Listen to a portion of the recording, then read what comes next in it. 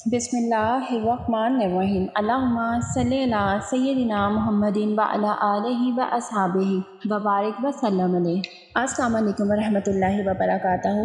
جیسا کہ ذی الحجہ کا مبارک مہینہ سٹارٹ ہو چکا ہے اور ہم اس سے پہلے ان کی 10 راتوں کی عبادات، ان کی فضیلت، نفلی روزوں کے بارے میں تمام تر فضیلت وغیرہ بتا چکی ہوں، اور آج میں آپ کو یوم ترویہ یعنی 8 ذی الحجہ کی فضیلت، اس کو یوم ترویہ کیوں کہا جاتا ہے، اس کی اہمیت اور اس دن کی عبادات بتاؤں گی۔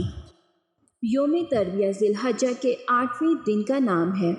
اس دن حاجی مکہ مکرمہ سے منع کی طرف روانہ ہوتے ہیں، کیونکہ یہ حضرات زمزم کا پانی خوب سیر ہو کر پیتے ہیں، اس لیے اس کو ترویہ کہتے ہیں۔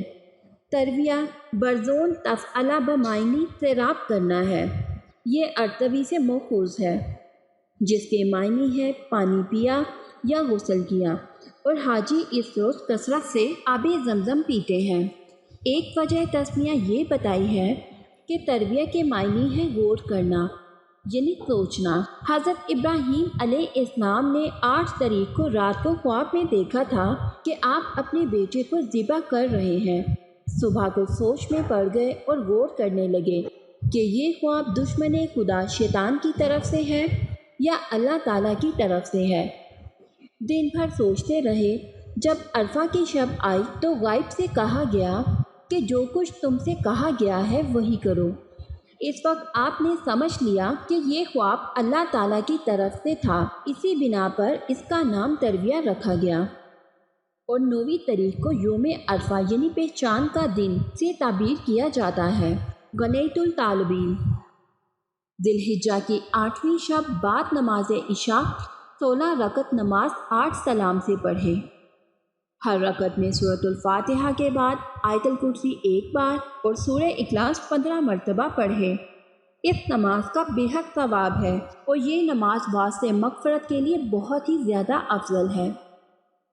ذی الحجہ کی 8 تاریخ بعد نماز ظہر 6 رکعت نماز 3 سلام سے پڑھے، یعنی 2 رکعت کر کے پڑھے۔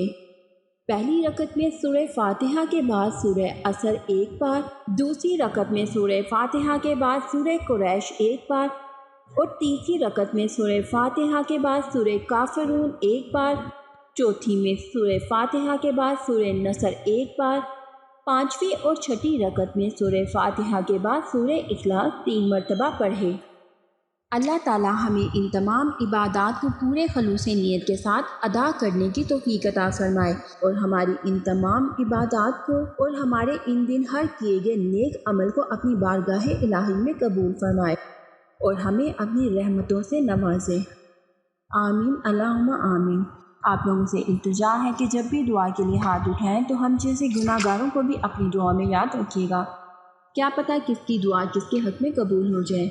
اور آپ لوگوں سے ایک اور التجا ہے کہ اس ویڈیو کو زیادہ سے زیادہ شیئر کریے گا، تاکہ لوگوں کو اس دن کی اہمیت اور فضیلت کا اندازہ ہو سکے، اور وہ اپنے تمام تر کام چھوڑ کر اپنے رب کو راضی کرنے میں لگ جائیں۔